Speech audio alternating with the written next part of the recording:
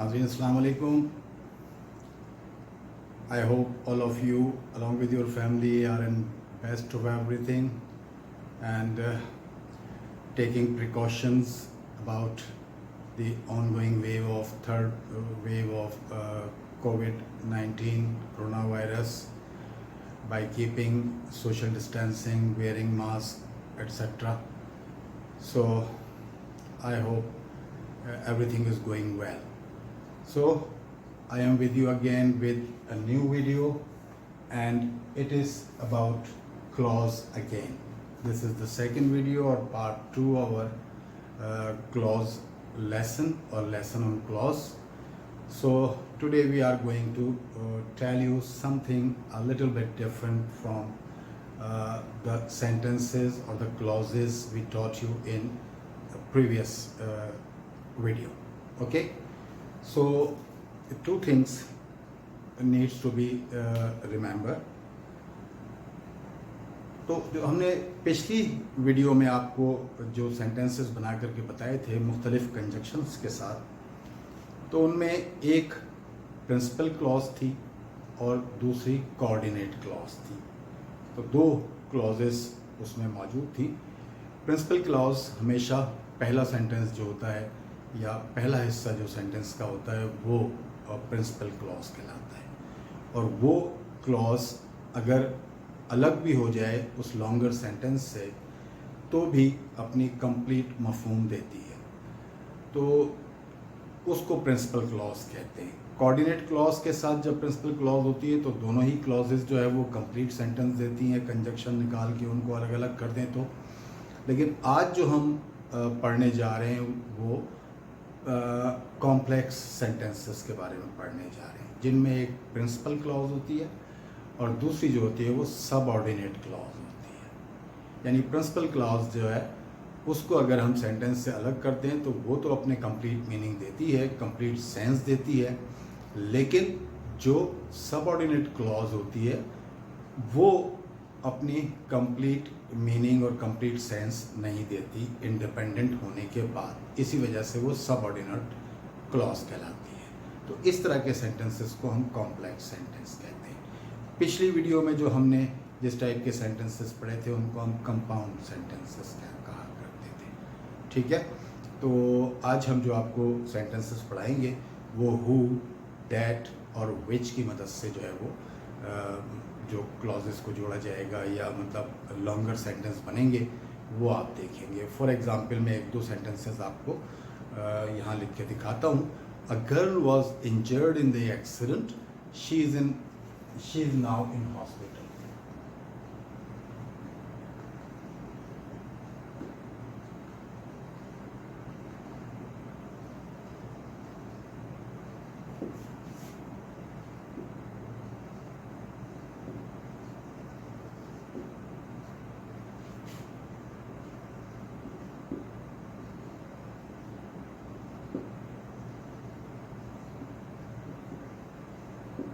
Hospital. ठीक है, अब जो हमने पिछली वीडियो में प्रिंसिपल क्लॉज और कोऑर्डिनेट क्लॉज में पढ़ा था, तो ये था कि इन दो सेंटेंसेस के दरमियान हम सिंपली जो है वो एक कंजक्शन दरमियान में जोड़ दिया करते थे और बाकी पूरे के पूरे सेंटेंसेस वैसे ही रहते हैं। लेकिन यहाँ पर आपको तवज्जो देने की ज़रूरत है। अगर की बजाय हम लिखेंगे, अब इसको हम एक लॉन्गर सेंटेंस में बना रहे हैं, ये दोनों फिर जो है वो क्लॉज में तब्दील हो जाएंगे। दोनों सेंटेंसेस जो है वो क्लॉज में तब्दील हो जाएंगे। The girl,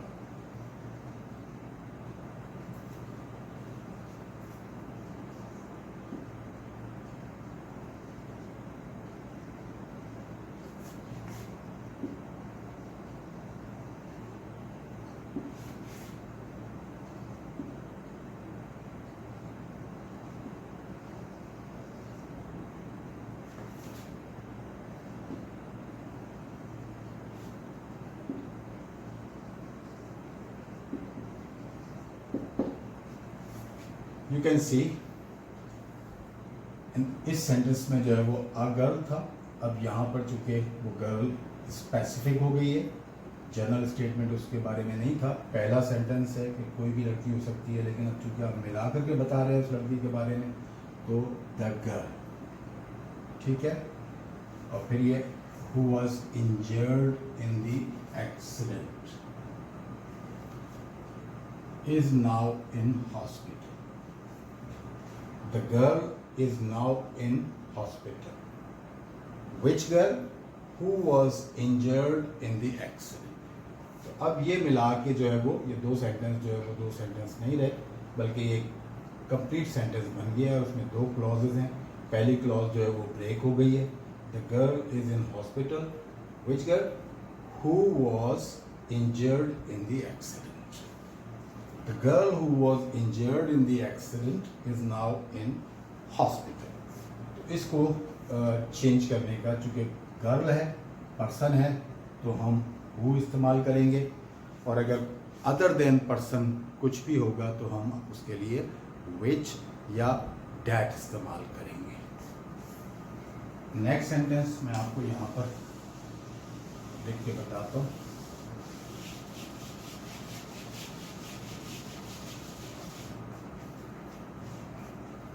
A building was destroyed in the fire. It has now been rebuilt. A building was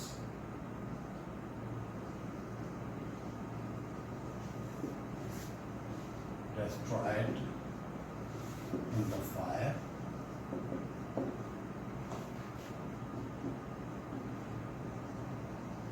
It has now been rebuilt।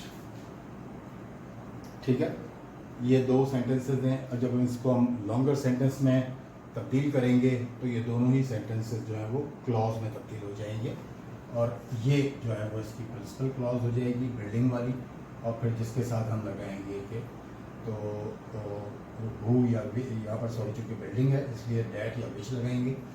So the building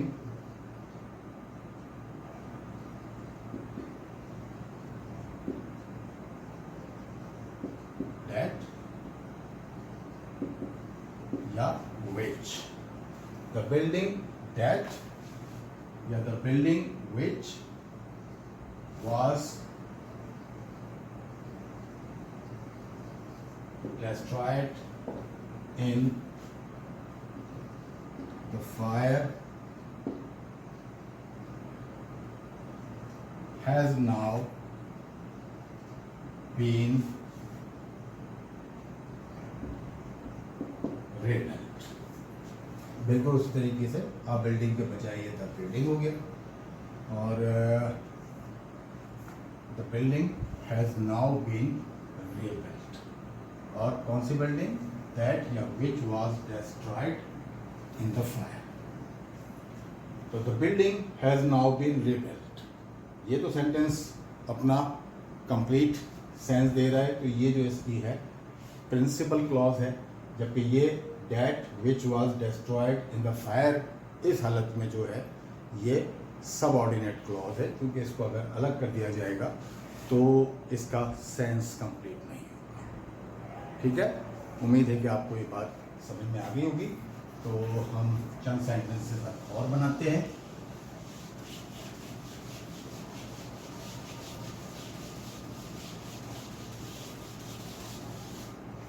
ये हमारा जो इरेजर है थोड़ा सा प्रॉब्लम कर रहा है, तो उम्मीद है कि आपको कोई बॉदरेशन नहीं होगी। Some people were arrested, they have now been released.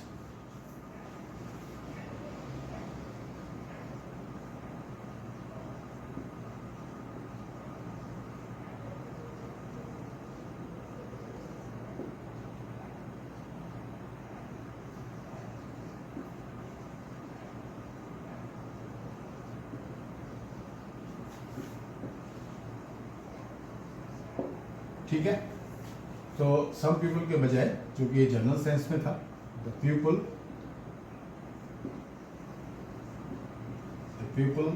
Who, यहाँ पर दूसरी चॉइस नहीं है, डैट और विच की चॉइस नहीं है। The people who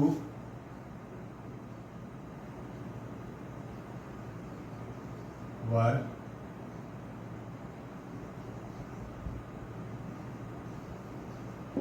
arrested have now been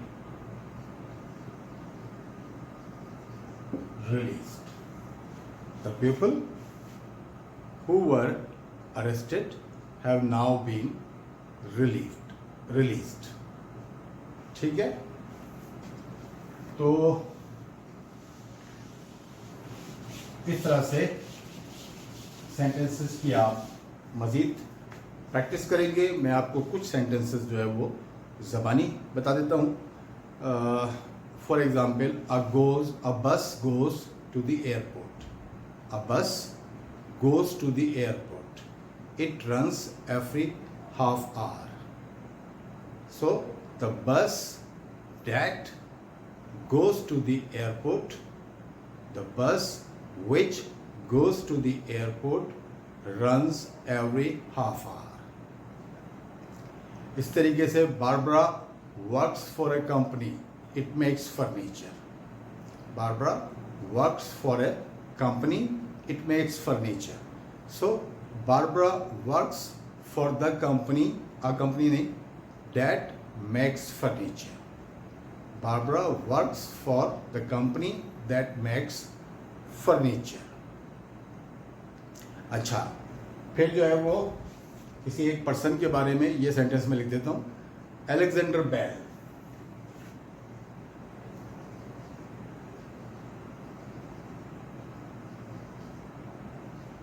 is someone who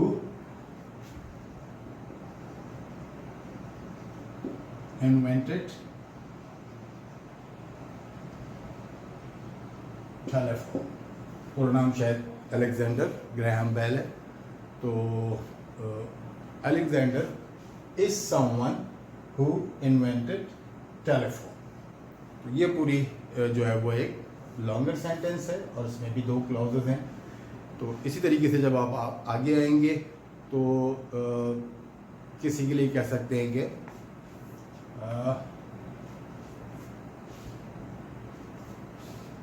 इस सेंटेंस में थोड़ी सी गलती होगी।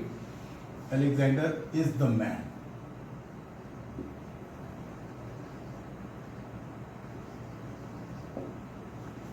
समवन जो है वो किसी प्रोफेशन के लिए इस्तेमाल करते हैं। वो नेक्स्ट सेंटेंस में मैं आपको बताऊंगा कि कोई भी सेंटेंस मतलब एक जनरलाइज किस्म का जो वर्ड होता है उसके लिए अलेक्जेंडर तो बिल्कुल पर्टिकुलर नेम है। तो कॉमन नाउन के लिए जो हम इस्तेमाल करते हैं तो फिर समवन उसको एक्सटेंड करते हैं आगे। Alexander Bell is the man who invented telephone. ठीक है, इस तरीके से मैंने आपको बताया कि एन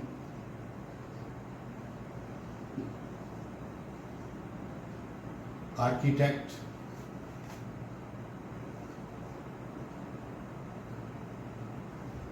इज समवन इस सेंटेंस में आएगा क्योंकि आर्किटेक्ट जो है वो कोई भी हो सकता है। जनरलाइज सेंस में बात कर रहे हैं हम। Is architect is someone who designs building.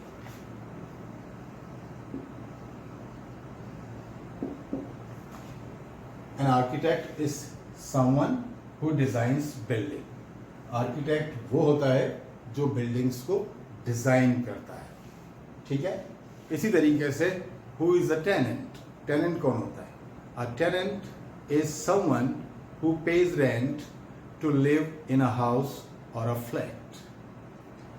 A tenant is someone, tenant उसको कहते हैं कि जो घर में या फ्लैट में रहने के लिए किराया अदा करता है मालिक मकान को या लैंडलॉर्ड को। ठीक है, तो उसको टेनेंट कहते हैं।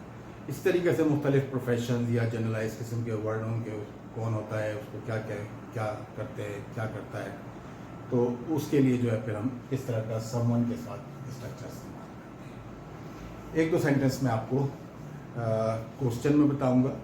What was the name of the person who phone you.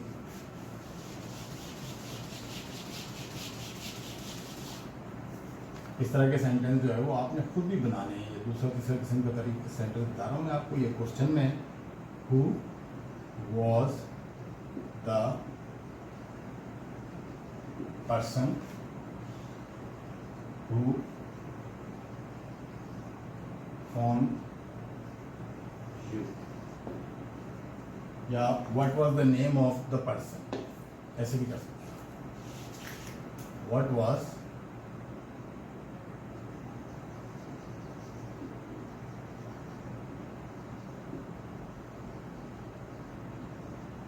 was the name of the person, what was the name of the person who phoned you.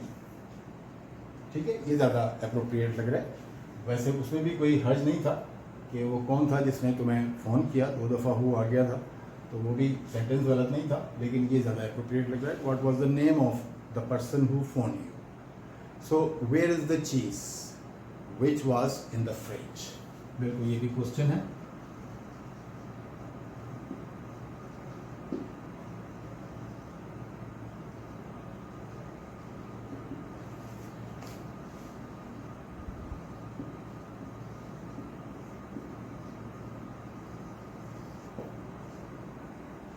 विच की जगह पे आप डैट भी इस्तेमाल कर सकते हैं. That was in the fridge.